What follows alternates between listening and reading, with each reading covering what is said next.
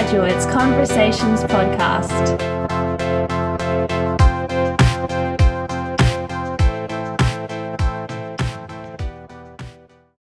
Hello everyone, and welcome to another episode of Conversations Interpreting and Translating podcast. Today I am with George Bisas, the Director of Language Services at Multicultural New South Wales. George, hello, how are you? Very well, thank you. Very well indeed up here in Sydney. Yep. Very good. Good to see you again. We had a little bit of a chat last year with you. Yes, you did. It was a very enjoyable chat, I recall. And likewise. And today we got something new to talk about that I'm very excited about, and I think you would be very excited as well. Now, the New South Wales Minister for Multiculturalism, Natalie Ward, just announced the New South Wales Interpreter Scholarship Program. Can you tell us a little bit about what the Interpreter Scholarship Program is? Certainly. Look, Multicultural New South Wales, under the Minister, convenes a Language Services Ministerial Advisory Forum. It meets on a quarterly basis here in New South Wales, and it includes people like representatives of both private and government-based language service providers. I'm very pleased to advise that All Graduates is represented on the forum. We have educators, all the TAFE and universities in New South Wales that provide training for interpreters and translators. We have all the large government departments that use interpreters and translators, from police to courts to health, are also included. And we have all the professional associations, NATI, OSIT, and organisations like that. And it's a forum that comes together on a quarterly basis. Its aim is to address issues that are facing the language service industry in New South Wales, and to provide advice to the Minister through Multicultural New South Wales, and specifically myself, about what are some of the issues that exist in New South Wales. A number of issues have come up over the last couple of years, but one particular issue that's come up a number of times through the forum was the unavailability of qualified interpreters in a range of languages in New South Wales, both in languages that are spoken by new and emerging communities, and also the availability of interpreters in languages that are spoken by established communities that have been in Australia a much longer period of time. We looked at that, and we identified, we did a bit of a data collection, and we went to all the major private language service providers and government, both federal and state language service providers, and government run, and we asked them, in the last 12 months, what have been the languages that you've been challenged to find interpreters to actually deliver interpreting for in your course of business in New South Wales, both in metropolitan Sydney and in regional New South Wales. We got a list back of about 40 languages, many of them spoken by established communities, many of them, as you'd expect, spoken by new and emerging communities. And it became really clear that a lot of agencies are struggling to deliver to their clients in interpreting services where they're unable to locate an interpreter in New South Wales. What was the solution? I've got to be honest, I looked to solutions that have been used in other states of Australia, particularly in your own city, Victoria, which is where I'm from originally, you may recall. And I was aware that the government had actually invested in the funding of programs for scholarships. And so I thought, look, hey, I put a proposal to the New South Wales government, and that was quite some time ago. We've got a new minister who's relaunched the program for this year, but the program's actually been going for 2 years now in New South Wales. But it was launched and funded as a direct result of advice we received from the industry about where the problems lie. And it was just it's a really good example, I think, of Multicultural New South Wales consulting effectively with the language service industry, broadly across the industry. It's a good example of us bringing the networks together to try to resolve and identify some of the issues that we're facing here. And the solution was to fund scholarships to train and develop interpreters in some of these target languages that have been identified over a 4-year period. And what the government has committed to is $650,000 for this 4-year period for 400 scholarships. Right. Over that period. And to be honest, we've completed 2 years, and we've completed 200 new interpreters have come on board specifically in those languages that we haven't been able to service. But for the first 2 years, we focused almost entirely on new and emerging communities. I mean, I'm pleased to say that we were able to train and develop and get certified at the recognised level interpreters in the Kurdish Kurmanji language which was a not only in metropolitan Sydney, but a significant number in regional New South Wales, where the need is most apparent, because places like Wagga Wagga and Coffs Harbour in regional New South Wales are designated settlement areas for people coming from overseas as refugees. And there's been a fairly large Syrian community that has settled in Coffs Harbour and in Wagga that have not had access to interpreters in the Kurdish Kurmanji language. So that's been a real boon. And now we've got probably 4 or 5 fully qualified Kurdish Kurmanji interpreters in Sydney and in Coffs Harbour, which I may say also being used by other national providers, for example, TIS National, to utilise across Australia. We've also been able to do languages like Tibetan, where there wasn't a lot of people that spoke Tibetan, and obviously because they are a source of new refugees, we were able to train up to, I think, 4 new Tibetan interpreters in New South Wales that are also servicing that community, and a number of other languages as well that are also being serviced in that way. It's, for me, a way of addressing what an immediate need is. Can I say in future, and although that's not an issue at the moment with COVID, but in future we should be ahead of the game. I mean, we were probably aware that there were refugee settlement groups coming to Australia 5-6 years ago, and we should have started the training then.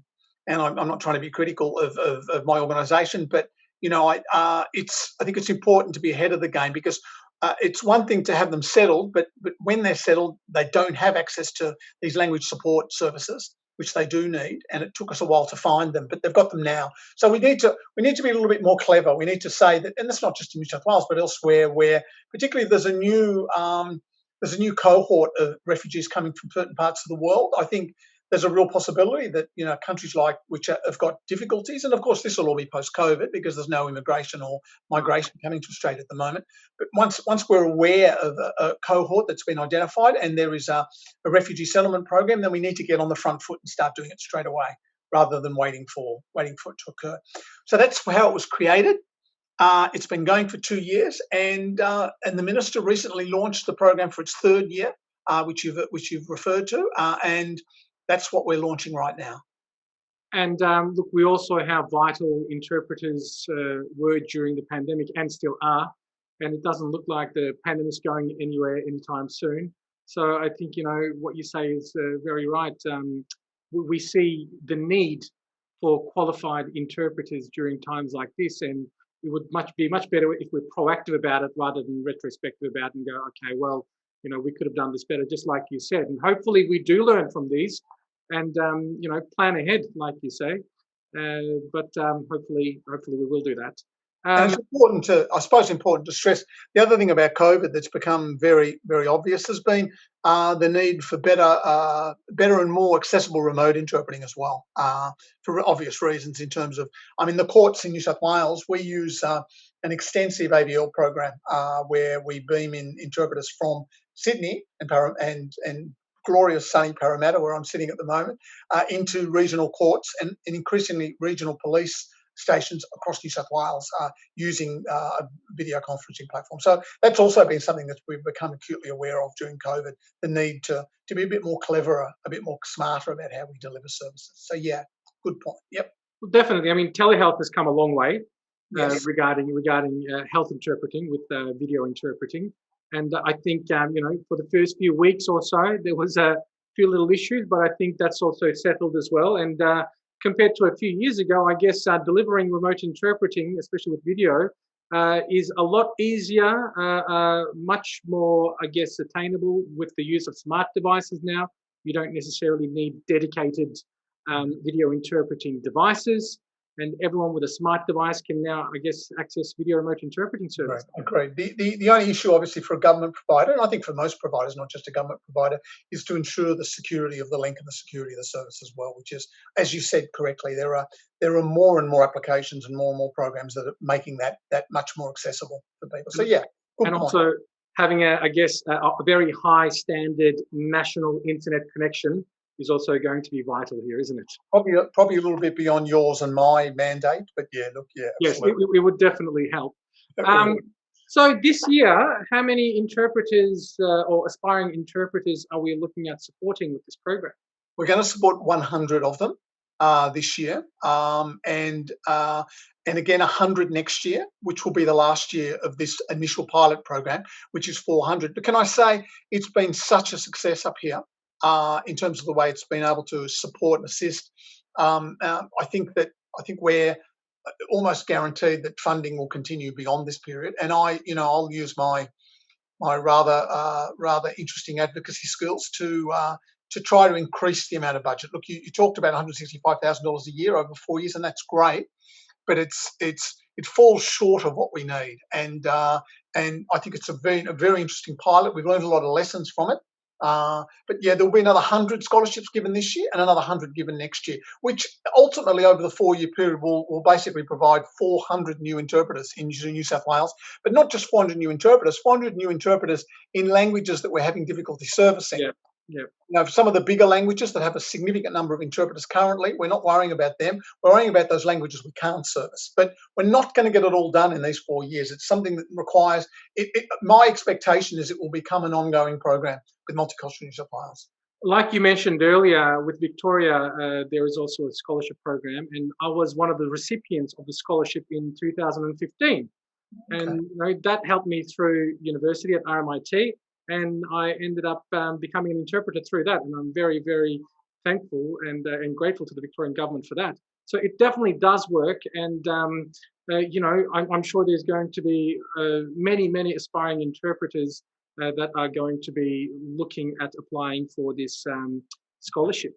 Okay. Regarding that, now, which languages in particular does the program support? Is there a list? There is a list. And I can read it to you if you like, because it would be very helpful if people speak one of these languages. And the other thing too that we've noticed, if you're living in New South Wales, anywhere in New South Wales, or even in Sydney or anywhere else in New South Wales, if you speak one of these languages, if you are working as an interpreter currently and you have no NAATI certification, and it's not a practice that we support here at MNSW, but I understand, particularly for new and emerging languages, often somebody is bilingual or they've had some work, perhaps overseas, where they've worked as an interpreter and they may be working for agencies, but they don't currently have NAATI recognition or any form of certification.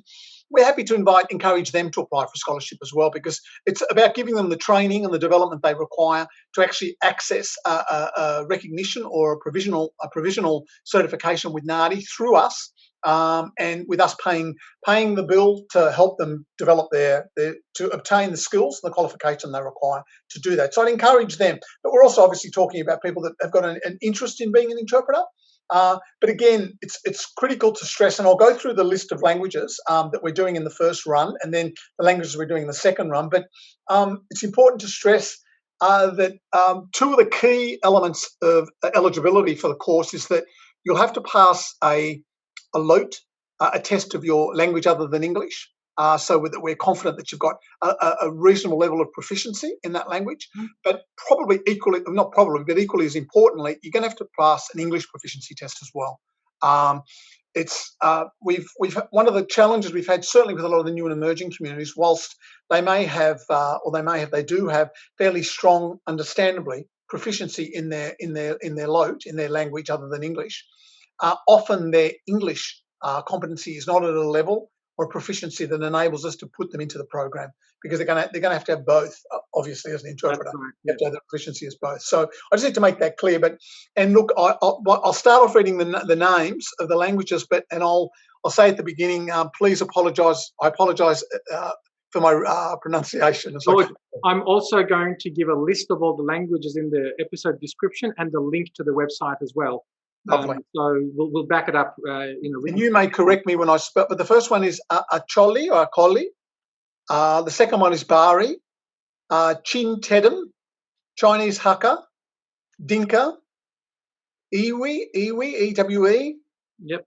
Fijian, Fuller, F-U-L-L-A-H, Hakka Timorese, Hmong, Karen, Kaya, Khmer, Kurundi, Krio, Malayalam, Mongolian, Mun Chin, Nuer, Oromo, Samoan, Somali, Tetum, Tibetan, Tigrinya, and Tongan. So I think you did very well there. I do my best. So they're the ones that we're doing in the first round, and there are up to 70 places available for those languages. The training will be done by TAFE New South Wales, and we will be running one course in Sydney Central, and we'll be running one course in Wollongong in Sydney. Is it in-person training or is it? The Sydney one will be in person. The Wollongong will be online. In terms of Wollongong, so they can come from other New South places. Wales. Wales. Who's going to be administering the language proficiency tests? We'll be doing that in conjunction with TAFE New South Wales, and TAFE New South Wales will be running the English. TAFE will be doing the English proficiency test. They'll be doing the English proficiency test. TAFE New South Wales. We'll be doing the LOTE proficiency test here at Multicultural New South Wales. Very good. So we said that interpreters need to be obviously, or aspiring interpreters, bilingual. They need to have a strong grasp of English as well. They have to demonstrate English and their own language. They have to demonstrate to us why they want to become an interpreter, and what they understand about the industry, and what's their driving passion to become an interpreter. They've got to most obviously be available on the nights, and that'll be provided to them. It's provided to them in the application. They've got to indicate that they're available for the evenings that the course is on. So they're not available for the Tuesday and Thursday night. I don't know the nights, I'm sorry, but if they're not available for those dates, then obviously they can't participate. And they're probably the key elements of what we want. And is this the skill set course that they'll be going through? It is the skill set course, yes, for these. And at the end of the course, they will get recognised, NAATI recognised level of certification or recognition. And for some of those languages that I mentioned, some of them will be tested or about to be tested by NAATI. We've got an agreement that they can remain recognised for a year. But once the test becomes available through NAATI to sit for certified provisional, there'll be an expectation that they sit for the certified provisional test, which we can then support them with to get to that level. But a lot of these languages, as you can tell by the rather rare and in many cases not commonly spoken languages, are unlikely to get NAATI testing for some time. So they'll be provided recognition on completion.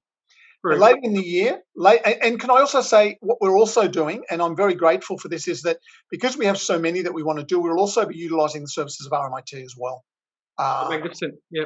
To deliver some of the training, that will all be online. RMIT's been delivering that skill set course for many years, and I was part of that too. TAFE New South Wales will do probably 35, and the other 35 will be run through RMIT. That's great. It is a compact course, but it does provide a lot of information, and it does give you that the knowledge that you need to get started as an interpreter. I think there's an ethics component in there. There's discourse management. There's building glossaries and research strategies. So it does give you a lot of information and a lot of training, whether it be face to face or online. It does work quite well online as well. So congratulations to you, to TAFE New South Wales, to the New South Wales government, as well as I think we said RMIT as well will be supporting you, right? Okay. And look, can I just mention the second half of the year we'll be running a course which will be run by the University of New South Wales. Oh, yep. And that's for more established languages. And I'll just run through them just to give some of the people that may view this an awareness. And the launch of this will probably be around July. But these are for established languages. Not surprisingly, in some of the languages, particularly the European languages where people came out in the 50s and 60s, and perhaps a little bit later with some of the Asian languages.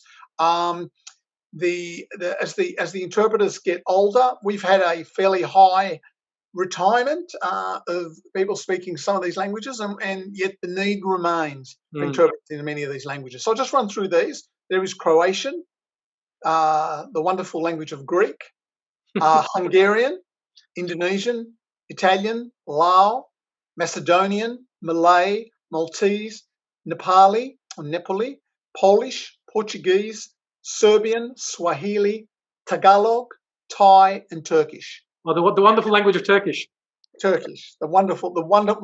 second favourite language after Greek, Turkish. So these are the languages that our network of providers have indicated in established communities they're struggling to get. And look, the reality is that many of our Greek and Italian interpreters that work for Multicultural New South Wales are of an age group. We're hanging on to them, and they're in their 60s and 70s, and they're working as interpreters because it's a casual job, and it's wonderful to have their experience and their skills working for us. But the reality is, we do find it challenging at times to find a Greek interpreter for a court or an Italian interpreter for something else. And I'm sure, and it's clear other agencies are having the same problem. So, look, we're really keen. It may be something that suits a student that may be studying the Greek language at university, or Italian, who may want to work as an interpreter for the next 3 or 4 years while they're studying on a part-time or casual basis. There may be others that have retired. There may be some that, we get a number of people that are working from home, or the partner, the caregiver for the children at home that's working at home may want to look at this. We're looking at all options in terms of where we may get interpreters in these languages. Can I say the program has been, and when they complete this course at University of New South Wales, they'll either end up with a graduate certificate of interpreting, or they'll end up with a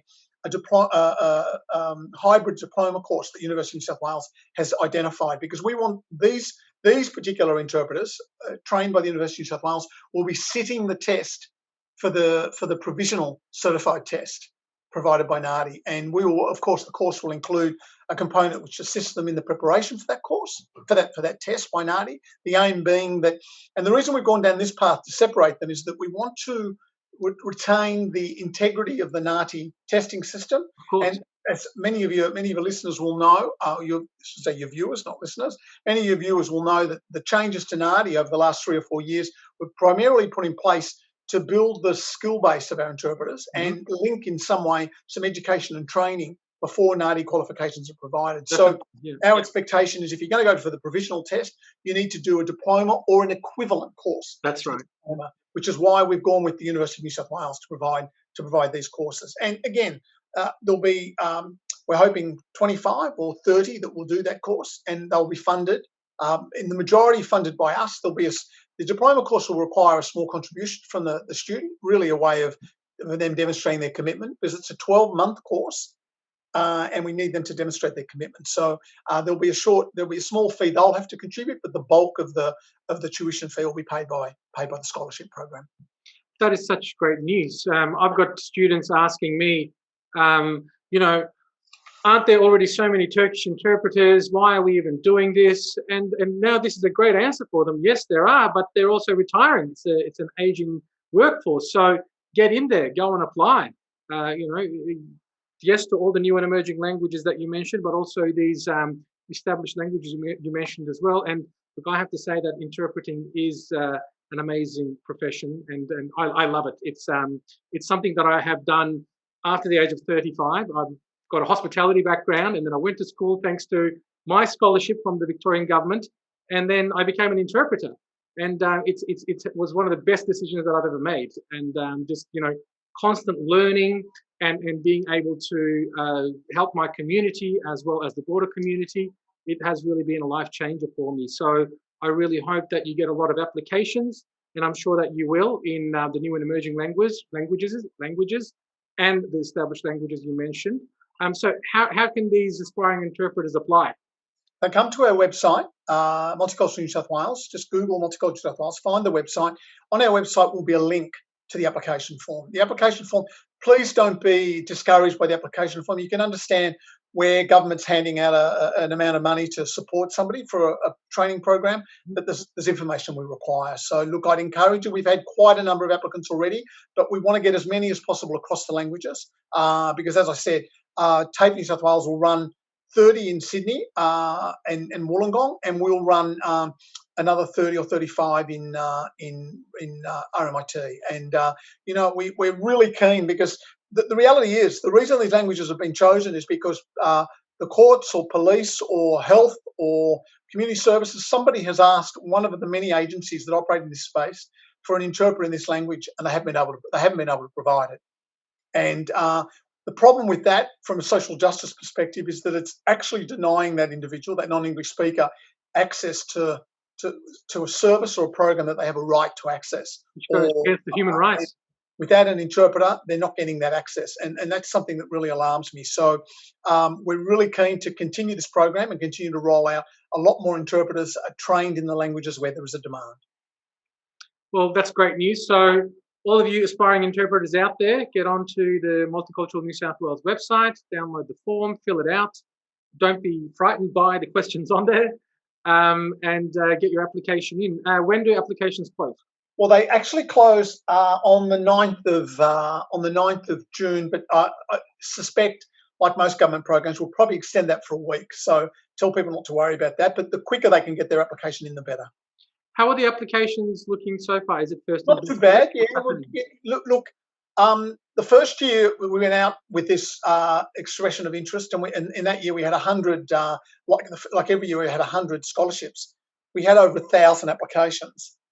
And we were a little bit blown away. But look, I think one of the things that we learned from that program was that whilst we were really impressed by the passion and excitement of people that wanted to do this course, once we started doing some of the language proficiency testing, it was clear that whilst they may have had a passion and they were really excited about the opportunity, they didn't have what I thought was pretty much the basic skill set that we require to be able to do the course. Whilst there, as I said before, whilst many had a strong proficiency in their mother tongue or in the LOTE, they didn't have a very strong understanding or very strong competency in the English language, and you can't do interpreting without both, obviously. So extremely important. Actually, not possible. So that was a bit disappointing. And what we learned from that was, we were able to encourage some of those people that applied to go away and refer them to some intensive English language improvement classes and training programs, which would certainly help them. But from the perspective of an interpreter, we really need, particularly given the fields that they work in, the legal field and in the health field, it's critical that their English is fairly proficient. So yeah, we got over 1,000. I don't expect to get quite that many this time, but who knows? Time will tell. We certainly started up with a boom. As I said, we only need 100. We only need 70 for this program. So we'll see how we go. And sorry, when's the first cohort starting? Look, the first course begins in the second week of July. Oh, not too far now. No, it's not far away at all, which is why we need to start getting the applications finalised and get things going. Yeah. So right. Very good. So we'll get the word out there, and those of you who are out there listening, interpreters, translators, if you know someone who's interested in the interpreting profession, especially from these mentioned languages of the new emerging and established languages, please refer them to the Multicultural New South Wales website, and hopefully we can get some students through and get them recognised or certified. So well done, and thank you very much, George. And I guess a big kudos to the New South Wales government as well for supporting this program. Thanks very much indeed. I need to stress you, obviously, you have to be a resident of New South Wales to actually access the program. So if you're living in Wodonga, maybe move across the border to Albury if you like. That might help, The better side, so you would say, huh? Clearly, mate. Thank you so much. All right. Thank you very much, George. Great to speak to you again. Hope to see you again soon. You too, mate. See you. Bye-bye. Bye-bye.